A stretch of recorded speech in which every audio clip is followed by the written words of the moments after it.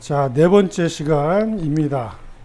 오늘 이제 여러분들 실습을 할 때, 중간에 불 조절하는 거를 이제 해볼 텐데, 지지난 시간에 첫 번째 우리가 로스팅을 할 때, 투입 온도를 그러니까 투입 온도를 다르게 해서 낮은 온도와 높은 온도에 넣었을 때 불의 전체적인 크기가 달라졌기 때문에 맛이 좀 풋풋한 쪽이냐 아니면 조금 다크한 쪽이냐 그걸 알게 됐죠.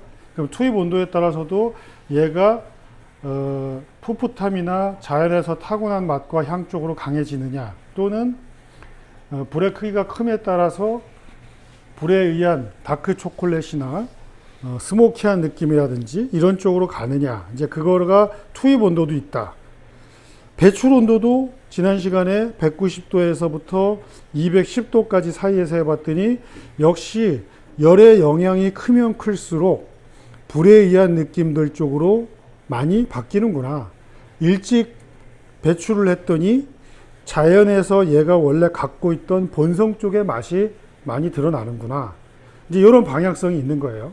그럼 결국 이제 지난번하고 지지난주에 했던 것들을 토대로 보면 불의 영향이 크면 불 쪽으로, 그러니까 뭐 다크 초콜릿, 뭐 스모키 또는 뭐 너티함 뭐 이런 쪽에 이제 스파이시 이런 쪽으로 이제 맛이 방향성이 바뀌고, 불의 영향이 적으면 얘가 원래 가지고 있던 꽃향, 뭐 과일의 느낌, 식물체의 느낌, 뭐 효소의 느낌 이런 쪽으로 이제 바뀐다. 이걸 알게 된 거죠. 오늘도 마찬가지예요. 오늘도 투입 온도는 똑같이 해요. 투입 온도 저희가 처음에 190도, 지난주에 190도 했잖아요. 그쵸? 그럼 똑같이 오늘도 190도에 넣는 거예요. 그리고 나서 지금 대체적으로 205도, 200도에서 205도가 괜찮았다라고 보여져요. 그쵸? 그래서 오늘은 배출을 203도에 한번 해볼게요. 203도. 그러면 이제 200도하고 205도가 그래도 중간쯤이 어디가 제일 괜찮은 것 같다라는 지금 의견들이 있으신 것 같아서 제가 보기에도 205도는 조금 1차 크랙의 정점을 살짝 지난 상태라고 보여졌어요. 지난주에. 그래서 오늘은 1차 크랙의 정점으로 볼 수 있는 203도 정도에서 배출을 공통적으로 하겠습니다. 자, 그러면 이제 그 조건은 똑같이 맞추고 오늘은 이제 불 조절을 하는 걸로 인해서 상대적으로 전체 열을 조금 적게 받는 것과 조금 많이 받는 쪽으로 이제 나눠서 해볼 거예요. 그래서 1조는 130도의 불을 한번 꺾어 볼게요. 1조는. 그러니까 오늘은 투입할 때의 불의 크기를 7단으로 시작할 겁니다. 7단으로. 그렇게 하고 중간에 이제 불 조절하는 것을 이제 6단으로 이제 줄일 건데, 그거를 1조는 130도, 2조는 150도, 3조는 165도, 4조는 180도. 이렇게 해서 중간에 불 조절하는 타이밍에 따라서도 맛이 어떻게 바뀌는지 보겠습니다. 그러면 투입 온도랑 배출 온도를 같게 하면서 그렇죠. 불 조절만. 네, 불 조절만. 투입 온도는 190도. 투입 온도는 190도. 투입 온도 190도. 203도. 중간에 불 조절하는 타이밍은 불러드린 대로 이제 그렇게 하시면 될 것 같습니다. 이게 1조는 130도에서 7단에서 6단으로 줄인다. 정정하겠습니다. 7단에서 5단으로 줄이겠습니다. 5단으로. 7단에서 5단으로 줄이겠습니다. 그렇죠. 네. 중간에 불 조절하는 크기에 따라서 맛이 어떻게 달라지느냐를 이제 탐구를 할 거예요. 그래서 오늘까지 하고 나면 여러분들이 투입 온도를 결정을 하시고요. 스스로 각 조별로 다음 주부터는 다음 주 로스팅 할 때는 스스로 투입 온도를 정하시고 스스로 배출 온도도 정하시고 스스로 불 조절 타이밍도 정하세요. 두 분이 상의하셔서. 그래서 원하는 걸 해보세요. 이렇게 해보면 어떻게 될까? 이렇게 실험적으로 해보실 수도 있고 그런 걸 한번 해보시기 바랍니다. 자, 로스팅 화학입니다. 자, 복습이에요. 지난 시간에 계속 해왔던 우리가 프로파일을 그리면서 주요하게 생각해야 되는 이벤트들이 있다고 그랬습니다. 그것이 투입 온도를 언제 정하느냐, 몇 도에 정하느냐, 그 투입 온도에 따라서 터닝 포인트, 즉 생두의 온도와 드럼의 온도가 일치하는 지점, 터닝 포인트가 높고 낮음에 따라서 우리가 배출하기 위한 시점까지 얼마나 빠르게 갈 거냐, 천천히 갈 거냐를 예측할 수 있다고 그랬죠. 그래서 터닝 포인트가 지나치게 높게 나오게 되면 불 조절 타이밍을 조금 더 일찍 가져가는 그런 지표로 삼을 수도 있고, 또는 터닝 포인트가 너무 낮게 되면 불의 크기가 너무 약해서 좀 로스팅이 전체적으로 길어질 수 있다. 이런 걸 이제 예측할 수 있다는 거예요. 그 다음에 마이야르 리액션은 수분이 70-80% 정도 날아가서 이제 본격적으로 구이가 시작되는 지점이고, 탄수화물과 단백질 성분이 만나서 맛과 향이 결정되는 굉장히 로스팅에서는 주요한 그러한 구간이라고 말씀을 드렸습니다. 로스팅 전반에 마이야르 구간이 저온에서도 일부 일어나지만 그래도 150도가 넘었으면서 굉장히 왕성해지고 170도 캐러멜라이제이션이라고 하는 그 화학 반응이 170도에서 일어나는데 그 사이 150에서 170도 사이가 가장 왕성하게 마이야르 리액션이 일어난다. 그래서 우리가 150도에서 170도를 지나갈 때 어느 정도 길이, 어느 정도 시간으로 지나가느냐, 이거에 굉장히 맛과 향에 중요한 영향을 끼친다. 너무 빠르게 가도 안 되고 너무 천천히 가도 좋지가 않다. 그 다음에 캐러멜화 구간은 콩의 입장에서 170도 정도에서 시작을 하고, 당 성분이 단백질을 만나지 않고 자기가 스스로 그냥 멜라노이딘이라는 색소 성분으로 변하는 거. 그래서 쓴맛이 형성되는 과정이다. 그래서 색깔이 갈색으로 변하고 있다는 것은 단맛이 깃든다기보다는 쓴맛이 형성되고 있는 과정이다 라고 볼 수가 있습니다. 그 다음에 주요 이벤트는 1차 크랙이죠. 1차 크랙에 알아야 될 것은 수분, 그러니까 수증기의 팽창으로 인해서 생기는 그러한 현상이다. 그래서 1차 크랙의 원인은 세포 안에 갇혀져 있는 수증기의 팽창으로 인해서 크랙이 일어난다. 그리고 흡열 반응이라고 하는 것은 콩의 투입서부터 배출할 때까지 계속 콩의 입장에서 열을 받아들이고 있기 때문에 로스팅 전체의 과정이 흡열 구간이다. 열을 받고 있는 구간이다. 발열 구간이라고 하는 것은 1차 크랙서부터 배출까지의 시점을 얘기를 하는 건데, 엄밀히 따지면 1차 크랙의 그 순간이지만 그래도 일반적으로 1차 크랙서부터 배출까지를 발열 구간으로 본다. 그래서 이 발열 구간이 이 전체 로스팅 시간에서 차지하는 비율을 우리가 DTR, Development Time Ratio, DTR이라고 얘기를 한다. 그랬어요. 그 다음에 로스팅 과정에서 물리적인 변화, 수분이 2% 미만으로 떨어진다. 그리고 색상이 변한다. 부피가 약 1.5배에서 1.8배까지 증가한다. 뭐 2배까지도 증가해요. 다크 로스팅을 하게 되면.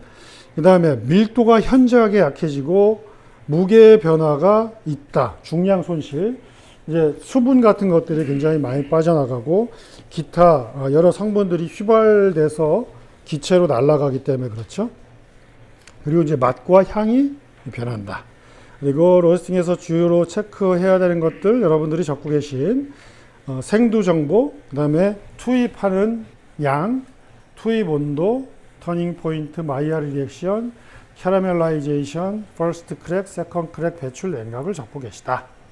자, 이제 오늘 내용입니다. 향계 물질입니다. 향계 물질. 그러니까 로스팅을 하면은 거기에 수많은 향기 물질들이 생성이 됩니다. 생두일 때는 약 300여 종의 아로마 물질이 있다라고 알려져 있습니다. 그걸 이제 로스팅을 하게 되면 약 100종이 생두 안에 있던 100종은 사라지고 없던 약 800종이 생긴다고 알려져 있습니다. 그래서 지금까지 밝혀진 거로는 원두에는 약 1000종의 향기 물질이 있다. 이거는 이제 앞으로 계속 늘어날 가능성이 높죠. 인간의 과학 기술이 점차 정교해지고 발전함에 따라서 향 물질을 좀 더 많이 캐치를 해낼 수 있기 때문에 과거에 몇 년 전만 해도 800종 정도라고 얘기를 했는데 지금은 1000종 정도를 얘기를 합니다. 근데 그 중에서 약 30에서 50개 정도만이 이제 커피의 향 성분을 우리가 인지하는 이제 그런 향이 되겠죠. 요거는 그냥 뭐 형상화 한번 해봤어요. 다당류 섬유소라고 하는 이 틀, 세포벽 틀, 거기에 사이사이 세포 안에 수용 성분, 물에 녹는 애들 휘발 성분도 있고 기름도 같이 이제 있는 상황이다. 이렇게 좀 이해를 하시면 좋겠고, 사진을 보여드리는 게 더 편하긴 하겠죠. 그 다음에 로스팅 후에 성분 변화입니다. 그린빈일 때 카페인 약 1%, 트레고넬린이라고 하는 이제 질소 알칼로이드 계열이죠. 이제 그런 성분이 1%, 회분 3%, 비활성산 7%, 수용성 탄수화물, 지질은 이제 지방이 고체인 상태의 지질이죠. 물, 단백질, 전분, 펙틴, 셀룰로즈 이렇게 있어요. 자, 볼게요. 또 로스티드 빈 거의 비슷하죠? 거의 비슷해요. 근데 카페인이 1%, 트리고넬린 1%, 그 다음에 이산화탄소가 없던 애가 2% 생겼네요.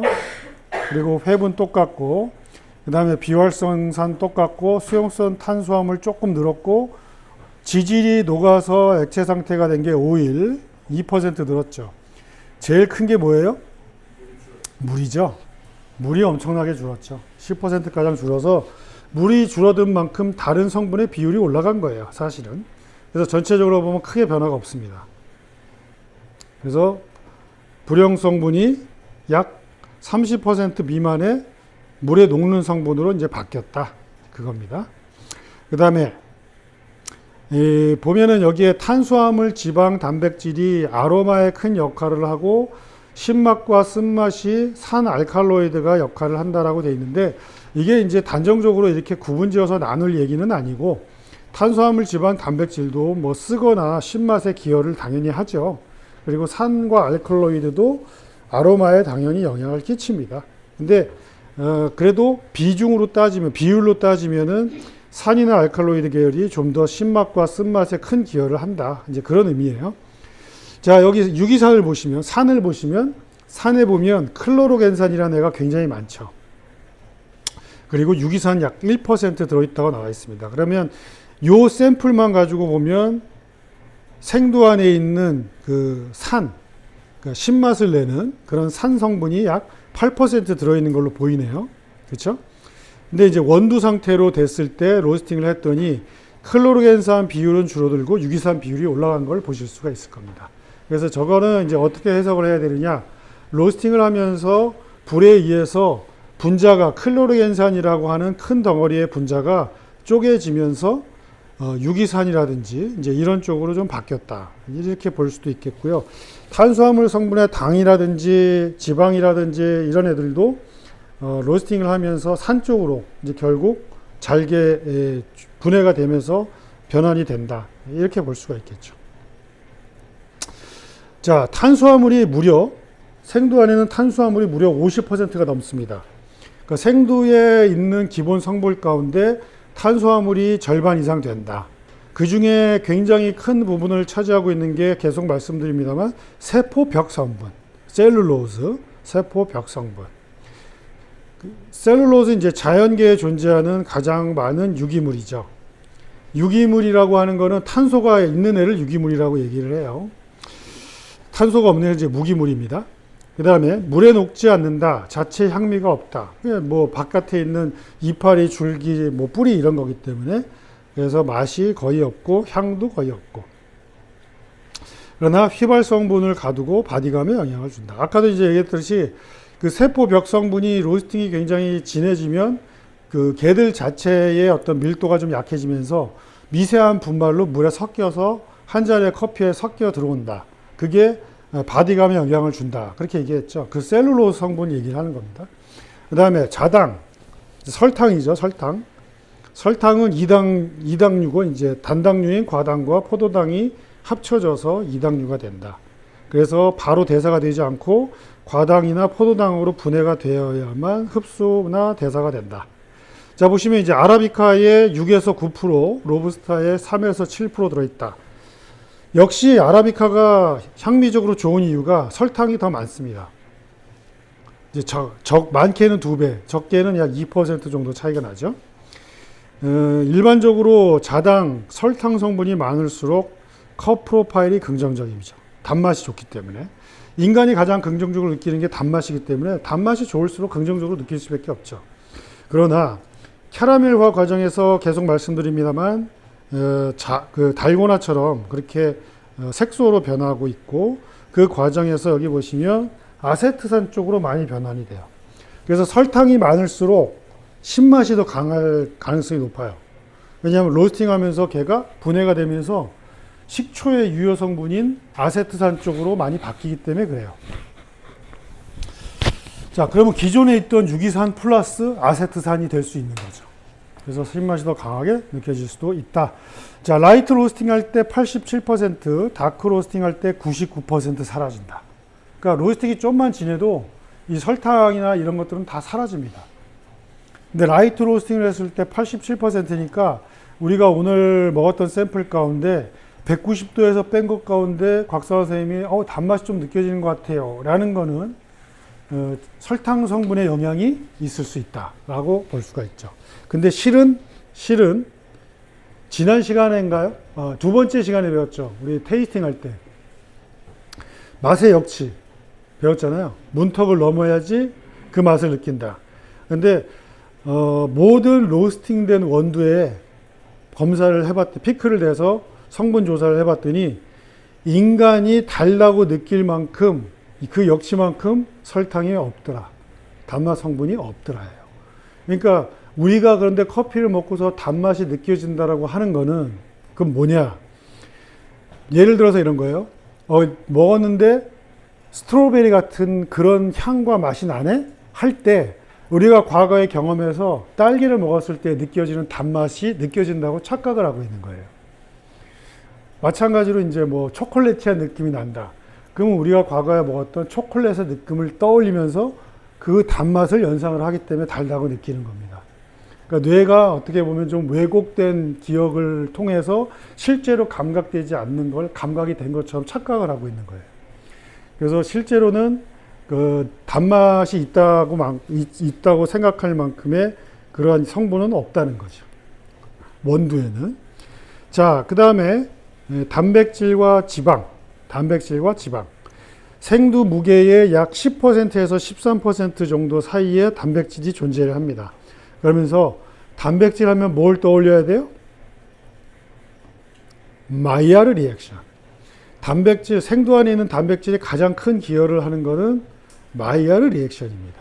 마이야르 리액션에서 맛과 향이 형성되는데 가장 중요한 역할을 하고 있죠, 단백질이. 단백질이 없다면 마이야르 리액션이 일어나지 않겠죠. 그리고 단백질 자체도 열에 이제 약하기 때문에 거의 대부분 파괴되고 한 잔에 담기는 커피에는 굉장히 극소량만 존재를 합니다. 그 다음에 지방 볼게요. 생두 무게의 약 16%예요. 모든 씨앗에는 기름이 많죠. 모든 씨앗에는 영양분을 채워 넣어야 하기 때문에 당연히 기름도 많습니다. 아라비카에 보면 아라비카에 훨씬 많다고 돼 있죠. 실제 아라비카에 더 기름이 많습니다. 그래서 기름 하면 이제 떠올려야 되는 것이 아로마죠. 향. 기름 성분이 향을 포집을 해놓기 때문에 그래요. 그 다음에 마우스필, 바디감. 이거에 더 긍정적이라는 거죠. 아까 이제 말씀드렸다시피 바디감에 큰 영향을 주는 거 기름이라고 그랬죠. 기름이 많이 있을수록에 바디감에 더 큰 영향을 줄 수 있다. 그러나 나쁜 점이 있어요. 산화가 빨리 돼요. 기름에 의한 산화가 빨리 됩니다. 그래서 아라비카에 비해서, 그러니까 로부스타에 비해서 아라비카가 산화되는 속도가 좀 더 빠르죠. 그래서 그런 단점이 또 있습니다. 그 다음에 카페인.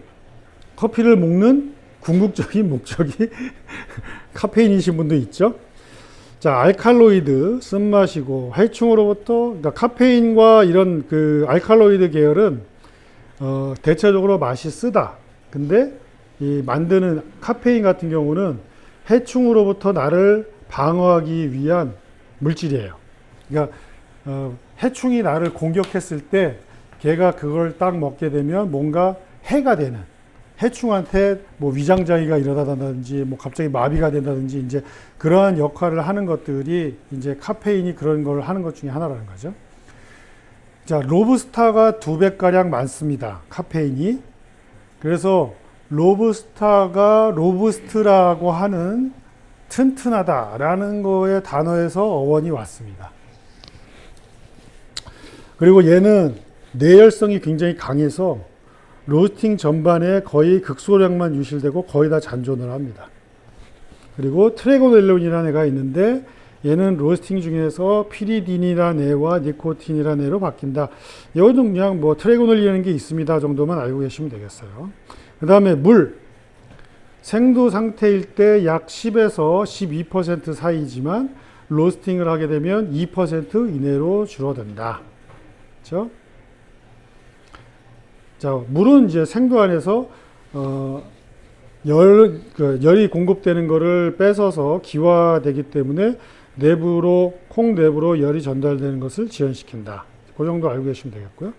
자, 이제 마이야르 리액션이에요. 마이야르 리액션. 커피의 향미를 발현시키는데 가장 중요한 과정이다. 약 150도, 정확히는 154도 정도에서 시작이 된다. 170도 정도가 되면 캐러멜화 반응과 함께 줄어든다. 캐러멜 반응이 진행되면서 급격하게 줄어든다는 거죠. 말씀드린 대로 이제 단백질과 설탕 성분이 만나서 일어나는 갈변 반응이다. 그러면 이제 비효소적 갈변 반응이라고 제가 적었는데 효소적 갈변 반응이 뭘까요? 이제 효소적 갈변 반응이라고 하는 것은 이제 식물체가 상처난 부위에 자기 효소를 내뿜어서 색깔이 검은색 쪽으로 변하는 거 있죠. 예를 들면 사과 반쪽으로 잘라놓고 반나절 놔두면 갈색으로 변하는 거랑 똑같은 거예요. 그게 이제 효소적 갈변 반응이라고 하는 거고, 얘는 그런 효소에 의해서 색깔이 변하는 게 아니기 때문에 비효소적 갈변 반응이라고 얘기를 하는 겁니다. 근데 거기에 이제 글루코실, 아민, 멜라토닌 이런 항산화, 항암 물질이 생성된다. 쓴맛이 생성된다. 마이야르 반응에서 또 캐러멜화 반응에서 대부분 쓴맛이 많이 생성이 된다. 여기서 여러분들이 꼭 아셔야 되는 것 가운데 하나는 뭐냐? 카페인이 쓴맛을 유발하는 애긴 하지만 카페인 자체가 쓴맛에 기여하는 정도는 그렇게 크지 않다. 그래서 우리가 느끼는 쓴맛의 주요 원인 가운데 카페인의 영향보다는 다른 성분의 영향이 훨씬 크다. 마이야르 반응. 수분이 약 6% 내외일 때 가장 왕성하다. 그래서 제가 그랬죠. 로스팅 하면서 마이야르 구간에 진입했을 때 수분이 약 70에서 80% 이상 날아갔다. 그래서 수분이 전혀 없는 상태라면 마이야르 반응도 잘 일어나지 않습니다. 그래서 마이야르 반응은 그래도 수분이 한 6% 정도 있을 때 제일 왕성하게 일어난다. 수분이 너무 부족한 경우 반응 속도가 약하거나 너무 느리다. 그 다음에 온도가 10도 상승할 때마다 반응 속도가 2배 올라간다 그랬죠. 그래서 말씀드릴 때 마이야르 구간을 그러면 너무 빨리 지나가면 안 되면 온도를 확 내려가지고 마이야르 구간을 천천히 가면 되겠네요 하는 게 이제 문제가 여기에 있다는 거죠. 온도가 낮게 되면 반응도 늦게, 반응이 일어나는 속도도 늦어져요. 그러다 보니까 뭐 반응이 예컨대 뭐 10개 일어날 게 절반밖에 안 일어난다든지 이제 이런 일이 있을 수 있다는 거죠. 자, 수분, 아미노산은 이제 단백질의 단백질이라는 건 아미노산의 중합체죠. 여러 개가 모여 있는 거. 근데 그 아미노산 한올과 설탕이 만나서 반응을 일으키는 게 이제 마이야르 리액션이에요. 줄면서 반응 속도가 정도도 약해진다. 이건 이제 아까 말씀드린 대로 효소적 갈변 반응에 대한 설명이고요. 넘어가고요. 그 다음에 캐러멜화 과정은 당분이 열분해로 플레이버, 맛이 변하는 거, 멜라노이딘으로 바뀌는 거, 170도 정도에서 시작이 되고 단맛은 없어지고 쓴맛이 생성되는 과정이다. 우리가 캐러멜라이제이션이라고 하면 단맛을 떠올리는 이유는 우리가 그동안에 먹었던 캐러멜은 설탕, 우유, 향료 같은 것들이 잔뜩 첨가가 되어 있는 거였기 때문에 그렇습니다. 자, 여기서 이제 주의 깊게 좀 보셔야 되는 거, 캐러멜화 과정에서 설탕 성분이 멜라노이드로 변하면서 생성되는 게 이산화탄소가 많이 생성이 됩니다. 그리고 아세트산 쪽으로도 많이 바뀐다. 그래서 설탕, 당분 성분이 이산화탄소와 아세트산 쪽으로 많이 분해가 된다는 거 알고 계시면 좋겠습니다. 자, 이거는 이제 화학식인데 그냥 뭐 너무 이거를 뭐 자세히 볼 건 없고 이해를 돕기 위해서 가져왔습니다. 이게 설탕 2당류입니다. 가운데가 딱 끊어졌어요. 그래서 이렇게 펼쳐져서 놨더니 하나는 이렇게 포도당이 됐고요. 하나는 과당이 됐어요. 그래서 얘가 가운데가 끊겨서 두 개로 나눠졌다. 그래서 두 개로 나눠졌더니 얘들이 또 불에 의해서 끊어지고 여기 딱 끊었으니 어떻게 됐어요? 얘가 됐죠. 아세트산. 굉장히 작아 보이죠? 모양 자체도 굉장히 작아 보이죠? 그래서 여기를 딱 끊은 거예요. 그래서 얘가 된 거죠. 그래서 아세트산은 저렇게 작은 애라서 혀에 딱 들어오잖아요. 그러면 작은 애기 때문에 깊숙하게 침투를 하기 때문에 자극적으로 느껴지는 거예요. 그 다음에 얘도 마찬가지죠. 얘도 이렇게 화학 반응이 일어나면서 가다가 이렇게 붙은 상태에서 동그랗게 링 컴파운드가 된 거예요. 그래서 얘는 이제 말톨이라는 애로 된 거고, 이렇게 퓨란 이런 애로 바뀐다는 거죠. 그러니까 결국 열에 의해서 분해가 돼서 각각의 조각들이 지들끼리 이렇게 달라붙을 수도 있고, 뭐 이렇게 그 잘라진 채로 그냥 있을 수도 있다. 그게 커피에서 독특한 향과 맛이 되는 거다. 그런 겁니다. 색상의 변화. 이렇게 있다. 멜라노이딘이 뭐냐? 이제 멜라노이딘이라는 거는 이제 캐러멜라이제이션이 일어나고 또 마이야르 리액션이 일어나면서 생성이 되는 건데 결국 얘들이 이렇게 달라붙는 거죠. 지들끼리 축합을 하고 있는 겁니다. 그래서 이렇게 달라붙어서 색상이 변하는 거고 걔 자체가 큰 덩어리가 되고 있는 이제 그런 상황인 거죠. 이제 그 이해만 하시면 되겠어요. 저렇게 달라붙어서 지들끼리 축합이 돼서 붙어버린 상태를 얘기하는 겁니다. 자, 커피의 성분표입니다. 카페인 아까 말씀드린 대로 아라비카가 0.9에서 1.2, 로부스타가 1.6에서 2.4, 거의 2배가량 들어있죠. 로부스타가 카페인이 많이 들어있구나 알고 계시면 되겠고, 그 다음에 지방 성분 보면 아라비카가 12에서 18%, 로부스타가 9에서 13. 와, 기름 성분은 아라비카에 훨씬 많구나. 영양 성분이 그만큼 더 많다는 얘기죠. 그 다음에 단백질은 거의 비슷해요. 근데 이제 그 밑에 또 보면 클로로겐산이라는 애가 있어요. 얘가 또 커피에서 굉장히 주요한 성분 가운데 하나입니다. 클로로겐산을 봤더니 아라비카에서는 5.5%에서 약 평균 8% 들어있는데 로부스타에 7에서 10% 정도 들어있네요. 이 카페인하고 여기에 있는 이 카페인하고 이 클로로겐산이 병충해로부터 나를 지키기 위해서 만드는 물질이에요.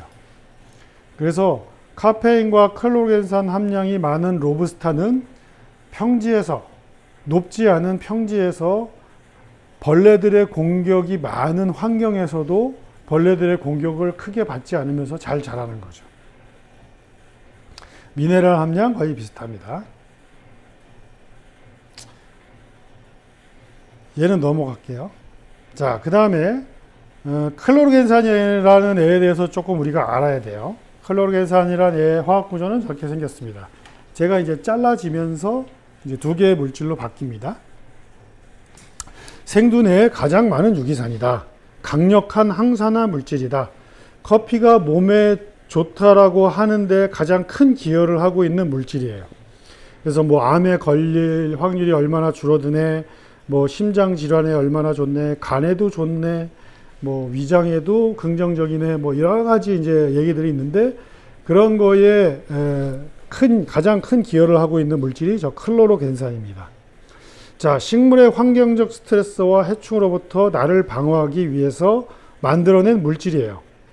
로부스타가 더 많습니다. 로부스타가 약 30% 정도 많이 들어있죠. 근데 이제 얘가 몸에 그렇게 긍정적으로 역할을 하지만 또 맛에는 또 부정적으로 기여를 하기도 합니다. 얘가 로스팅하는 과정 가운데 두 가지 물질로 바뀌어요. 퀸산과 카페익산이라는 애로 바뀝니다. 퀸산과 카페익산. 근데 얘네들이 굉장히 쓰고 떫은 맛을 내요. 그래서 로부스타가 왜 로스팅하고 나면 굉장히 쓰고 떫어서 우유하고 설탕을 섞어서 먹을 수밖에 없는 이유가 얘 때문에, 이 클로로겐산 함량이 높기 때문에 또 큰 역할을 하고 있습니다. 얘가. 그래서 우리가 그 병충해 강한 품종을 이제 재배하기 위해서 실험실에서 이렇게 교배를 시키거나 이제 자연에서 교배한 품종 가운데 로부스타와 로부스타 혈통이 들어간, 그러니까 로부스타와 아라비카가 만나서 아라비카의 DNA 개수를 가지고 있는 품종들이 있는데 걔네들이 클로로겐산 함량 비율이 높아서 병충해에는 강한데 맛으로 따지면 원래 아라비카, 로부스타하고 접목하지 않은 아라비카에 비해서는 향미적으로 좀 떨어질 수밖에 없어요. 클로로겐산 함량이 좀 많기 때문에 로스팅에서 쓰거나 떫은 맛이 좀 더 많이 나온다는 거죠.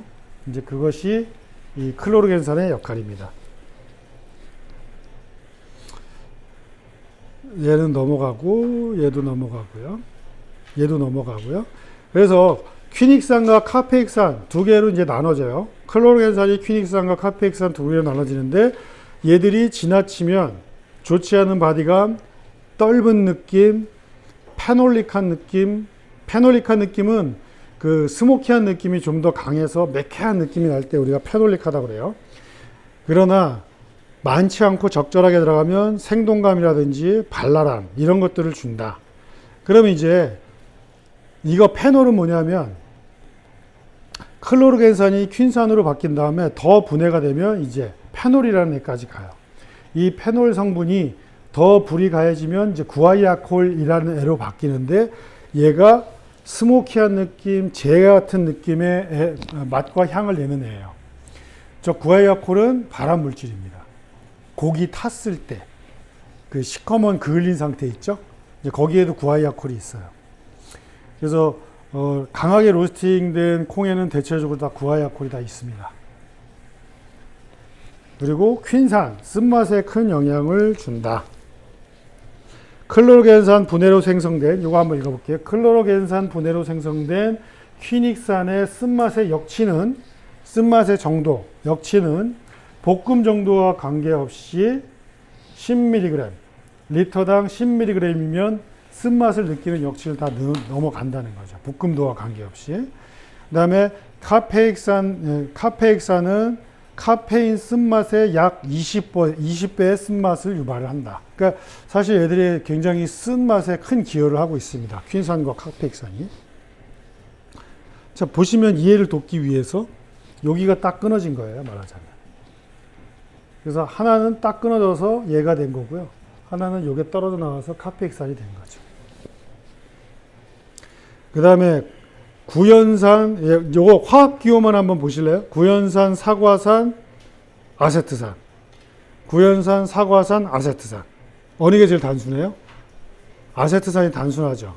그래서 입에 딱 넣자마자 신맛이 팍 치잖아요? 그러면 이제 아세트산 쪽에 가까운 신맛인 거죠. 근데 구연산과 사과산은 얘보다 덩치가 좀 커 보이죠, 얘보다. 그러다 보니까 입에 넣자마자 산미가 느껴진다기보다는 약간의 시간차를 두면서 산미가 느껴지는 이제 그런 정도가 구연산이나 사과산의 역할인 거죠. 자, 생두뇌의 클로로겐산 다음으로 많은 유기산이다. 로스팅 과정에서 점차 줄어들어서 미디엄 로스트일 때 절반가량 감소한다. 그러니까 우리가 뭐 미디엄 로스팅이라고 하면 뭐 우리 온도로 따지면 200에서 한 205도 사이 이제 그 정도로 볼 수 있죠. 그 정도일 때 50% 감소하고 로스팅하면서 점점 더 감소하고. 사과산, 구연산보다 더 강한 신맛. 구연산이 뭐냐면 오렌지 시트러스류 이런 거 있죠. 그 산미를 얘기하는 거예요. 그 산. 그 다음에 구연산보다 더 강한 신맛, 플루티한 과일의 느낌 이런 게 이제 말산이라는 거죠. 사과산. 아세트산, 식초의 유효 성분. 자, 여기 빨간 글씨로 되어 있는 거를 좀 주의 깊게 보시면 생두 대비 25배까지 증가할 수 있대요. 생두에 있는 그 양보다 로스팅하면서 25배까지 늘어날 수 있다는 거예요. 이유가 당의 분해가 아세트산 쪽으로 많이 바뀌기 때문에 그래요. 생두 안에 있는 당 성분이 아세트산 쪽으로 로스팅하는 과정에서 많이 바뀝니다. 그리고 휘발성 분자다. 아로마에 중요한 역할을 한다. 정도까지만 알고 계시면 좋겠습니다. 그 다음에 포름산이라는 게 있고 젖산이라는 게 있다. 라릭 엑시드. 그 다음에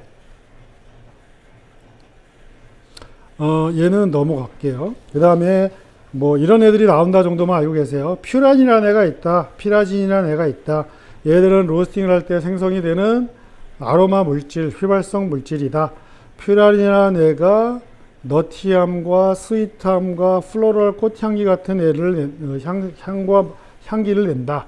피라진이라는 애는 너티한 느낌의 그리고 초콜릿한 느낌이 난다.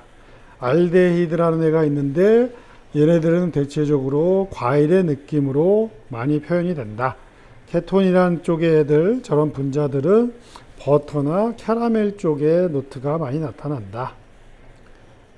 그리고 피리딘, 뭐 페놀 화합물, 황화합물 이런 것들이 있다 정도만 알고 계시면 되겠습니다. 넘어가겠습니다. 자, 고생하셨습니다.